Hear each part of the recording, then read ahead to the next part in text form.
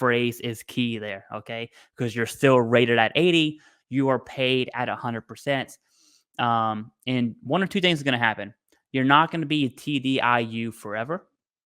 At some point, it could be IU P&T, which is very common, especially within that five-year window. You're going to see some IU P&Ters pop up for sure. Slash, or you're not, right? So then you're going to be 80% residuals. They'll do more CMP exams. It's essentially a if I was to paraphrase or put it in my own words, TDIU is a VA saying, hey, here's 100% for now. At some point, we're going to reevaluate you, right? That's what TDIU is. And so it kind of goes back to our same conversation on 100%, but not P&T. I would throw IU in there, TDIU, because that now evidence becomes real important. And we've talked about this once, Jason, and I did catch a lot of heat from YouTube on it, and I'm still going to stand my ground. I think TDIU is the dumbest thing the VA has personally. And why I think it's dumb is because the VA is going to say, hey, your symptoms are so bad, you can't work. But we're not going to rate you 100%. We're just going to pay you 100%. I'm like, whoa. The whole point of VA disability, the rating schedule, is level of impairment for employment. And so now you're telling me that I genuinely have symptoms where I can't work and I am paid 100%. Good. But now I'm going to be reevaluated at some point and I have this income limit. I just don't understand the income limit to TDIU. It's either your symptoms are that bad or they're not. Like you either are 100% or you're not. That just gets under my skin. It still does. I'm never going to stop, right?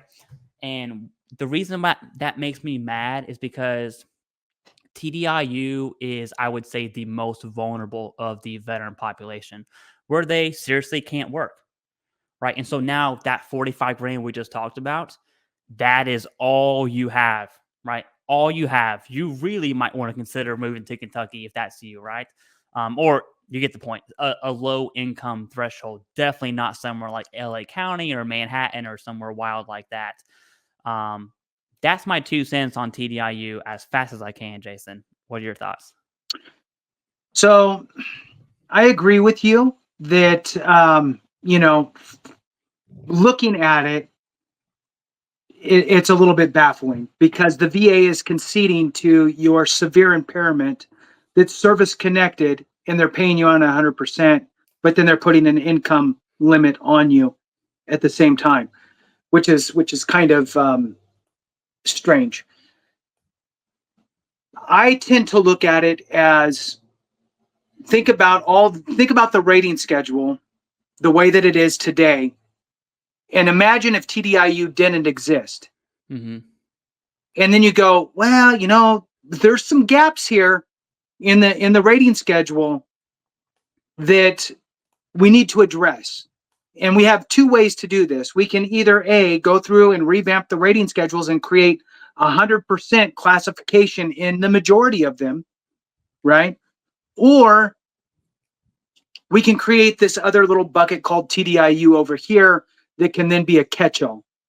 Because one of the qualifiers for TDIU is, for most people, there's some exceptions to this even, welcome again to the world of nuance, VA, but for most, you have to at least have one service-connected condition at 60%. So imagine you have one condition, 60%. Let's pretend 60% is the maximum rating schedule allowed for that one condition. You can't get to 100. Let's say you have no other conditions. So the VA would either need to A, create a 100%. We'll use the old GERD for an example, just because it's in my mind, because I know 60 was the highest. So the old GERD rating, or we'll call it hiatal hernia. You have hiatal hernia. That way it's relevant today. So you have a hiatal hernia and the maximum rating is 60%. And you're rated at 60%. It's so severe that, I mean, you're just like you're drinking hot lava every day, every moment. You can't really work. You're constantly dealing with it. And you can't hold a job. Well, the VA would need to either A, go, well, hiatal hernia should be rated up to 100%.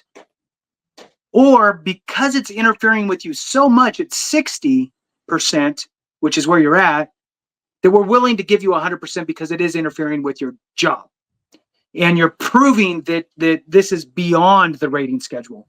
So it's almost like it's a beyond the rating schedule way to accommodate your severity, because again, nuanced, right?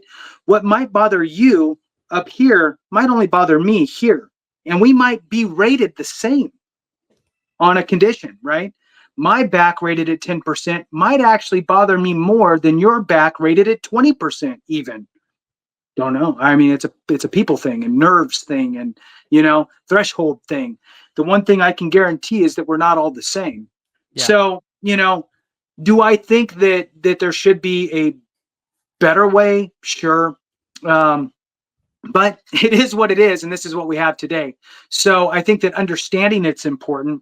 It's funny that we're talking about it too, because I just did a video on a reaction from the VA sit rep on my channel, and they talked about TDIU, and they were talking about how you can earn some money, right? But it was very smoky mirror thing, and I'm like, okay, it would be great if on the actual TDIU page they had a link that said this is the maximum you can make. Bam. Yeah. Every year. This is the new maximum amount that you can make. Wouldn't that be helpful? Because without that, we have veterans out there that are going, I can't really earn anything. I'm scared to earn a nickel. And so they're living in a more substandard situation because of the VA's inability to be clear and transparent with what the actual dollar amount is. If it's a specific dollar amount, tell us what it is every single year, so that way we know that we can make up to that. If it's $20,000 a year as a single veteran, then cool. I'm going to make $19,500 and then I'm going to stop. And I'm going to go, I quit my job. And I'll come back in 3 months and I'll start working again, right? That would be helpful. I think that that's the type of stuff that we need to be lobbying for and fighting for, is some clarity on some of this stuff, because veterans are absolutely shortchanging themselves because of lack of transparency. Clay, back over to you with any thoughts. Yeah. On the pay issue, and for some reason, I get this question. I get this question enough to remember it. People always talk about what you can and can't make on IU, and someone somewhere is like, "Well, what if I start an LLC and I only pay myself? I'm going to use 19.5. I have no idea what that number is. We're just going to assume it's 19.5, right?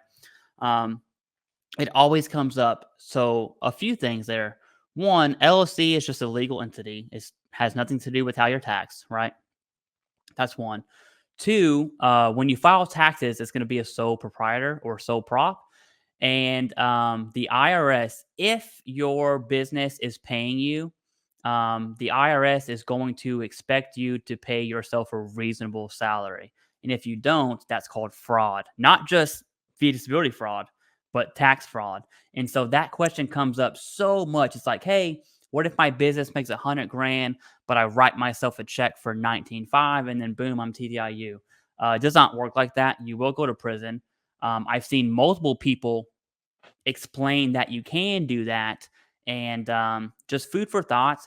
I would not take tax advice from me. I wouldn't take tax advice from Jason. I wouldn't take tax advice from anyone who's not a tax attorney, a CPA, or EA. That's it. Definitely not Instagram.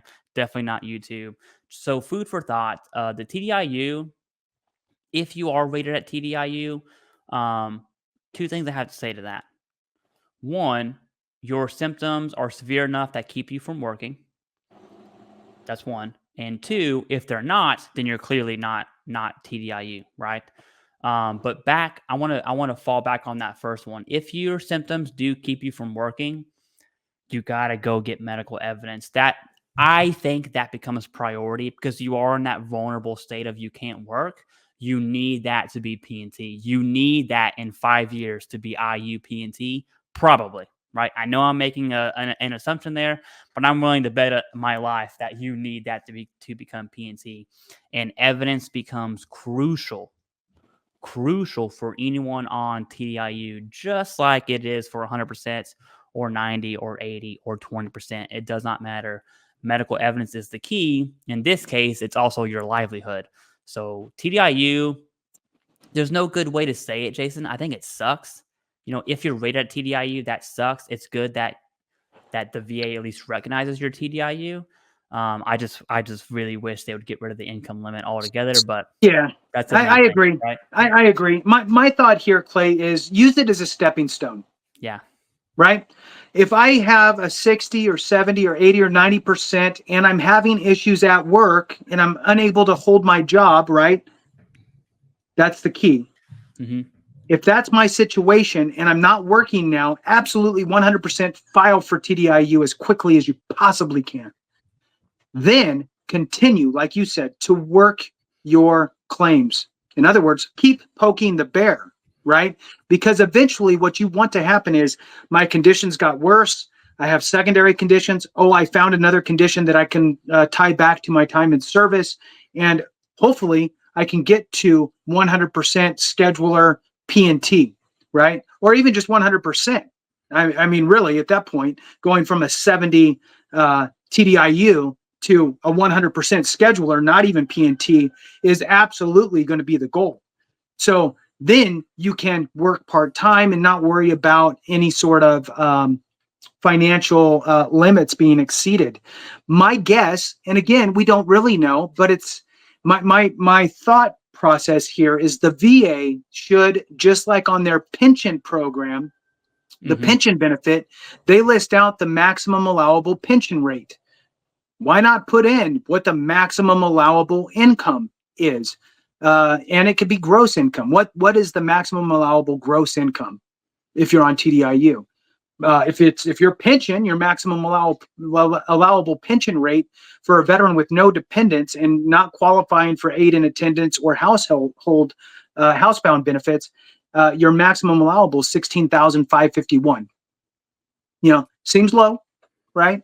But it's better than guessing, right? If they told us that it's the same as this and they just put it on the TDIU page and they said, hey, look, it's 16,551.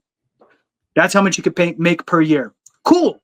Now, as a veteran on TDIU, I know that I can go get a part-time job and make $16,000 a year and then call it a day. But without that, you got veterans scared to make $5,000. Hmm. So you talk about the VA trying to ensure that we don't have veterans in poverty or veterans at risk of becoming homeless, that type of stuff. How easy would this fix be to ensure that veterans have the information they need to keep themselves out of harm's way? It's a disservice, I think, and I think it needs to get fixed. Yeah. I'm just waiting for the next automated system information technology failure that the VA has yet again. And watch it. In 10 years from now, it'll be like, hey, everyone who was on TDIU, because the federal entities do talk to each other, like the IRS Right. talks to the VA, the Yep. VA Yep. talks to the FBI, right? You I can got just one see in, social. yeah, I can see in 10 years the VA being like, we made a mistake. And veterans owe us $66 million from TDIU overpayments. I can see that happening, and I'm telling you, it's not going to be good because now you're forcing the most vulnerable, Uh-huh. impoverished veterans to Yeah. do back pay, and it's just not going to look. There's more credence to say, hey, Yes. VA, maybe we should put that on our website. Maybe. Who would have You're thought? right. You know Um, what? Good call, Clay. And yeah, and here's the thing: is that it would be dramatic. It would be a huge yeah, number because we're paying you 100%, but oh, you made too much, so now we're supposed to take you back down to 60 or yeah. 70 Whenever for that years. that rate was, yeah. That would be big numbers. Oh Mhm. God, say it ain't so. I hope it doesn't happen. Oh, Yeah. The last topic I want to talk about, and I use the big three a lot, Jason, meaning in-service event, current diagnosis, and the nexus.